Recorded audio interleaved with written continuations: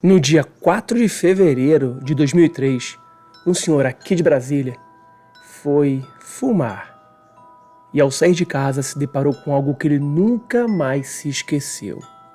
Vem comigo, que eu te conto tudo sobre esse caso que aconteceu em Samambaia, no Distrito Federal, em 2003. Bom dia, boa tarde, boa noite, boa madrugada, aonde você estiver. Eu sou o Thiago Luiz Chiquete. Sejam bem-vindos ao canal Desvendando Mistérios.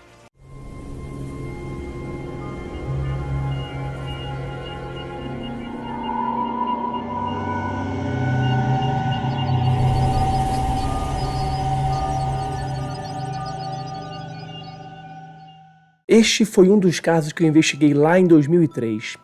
Seu João, como era conhecido, era uma pessoa humilde, chegando a ser quase ingênua.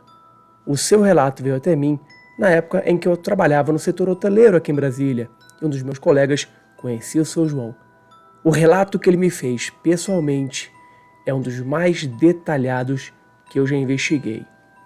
E aqui eu conto para vocês esse caso que aconteceu em 2003 e que marcou para sempre, não só o Sr. João, mas também toda a sua família. E não se esqueça de se inscrever no canal. Marque também o sininho para sempre que tiver um vídeo novo você ser avisado e não perder nada.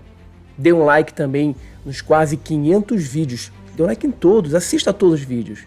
Comente, deixe a sua opinião nos vídeos do canal e compartilhe. Vamos lá, estamos próximos. Vamos chegar aos 20 mil inscritos até o final do ano. O Sr. João era uma pessoa, digamos, cética. E o relato que ele me falou e a sua afirmação posterior mostrou que ele havia realmente mudado de opinião. Às 10h15 da noite do dia 4 de fevereiro de 2003, ele saiu para fumar o seu cigarro de palha, como sempre fazia todas as noites, e olhar para o céu. Samambaia, naquela época, ainda havia muito espaço vazio e o céu era de uma beleza só. Ele então observou uma estrela, algo que ia e voltava. Só que essa estrela ela era um pouco maior do que as outras que estavam no céu. E o seu movimento de ir e vir o intrigou. Ele sabia, a partir daquele momento, que o que estava vendo não era nada convencional. Ele não pôde dizer se era grande ou pequeno, estava próximo ou longe, porque, na sua opinião, estava longe e não havia um ponto referencial para que ele pudesse, pelo menos, estimar essas possibilidades.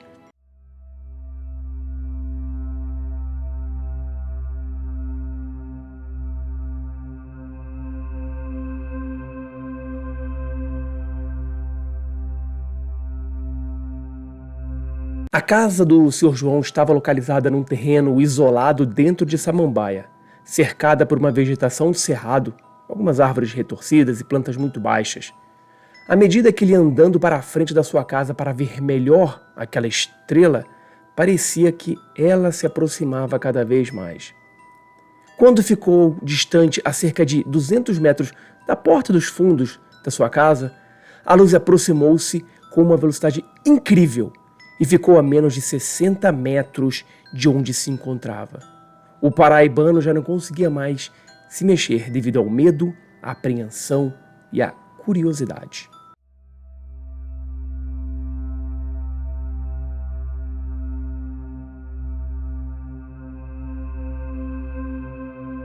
O Sr. João me disse que aquele objeto era esférico, redondo, e que emitia uma luz muito forte amarelo alaranjado. Inclusive, para me mostrar como era essa luz, ele pegou um liquidificador, botou uma manga, água, leite dentro e começou a bater. Ele apontou, dizendo que aquela mistura, aquela cor que se transformou a manga com água e leite, era a cor que emitia o objeto, mas de uma forma muito brilhante.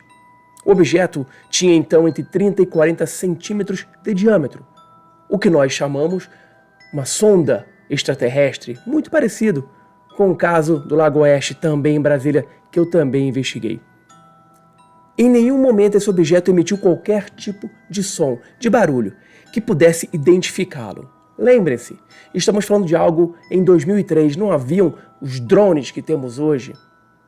O tempo estava limpo, não havia nuvens, não havia vento. Uma pipa dificilmente faria movimentos como aquele. A investigação se concentrou no relato dele e dos vizinhos.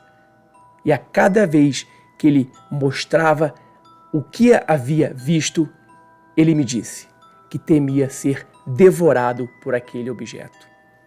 Ele achava que aquele objeto era coisa do demônio, que poderia levá-lo para longe da sua família.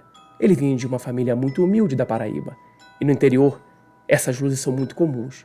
Mesmo assim, o seu João teve coragem e ficou olhando por algum tempo aquele objeto na sua frente, girando e emitindo um brilho que ele nunca viu antes. Ele então fechou os olhos e começou a rezar. Por cerca de 3 minutos, ficou parado, agachado, de olhos fechados, até que ele abriu os olhos e não ouviu mais nada. Havia um silêncio sepulcral.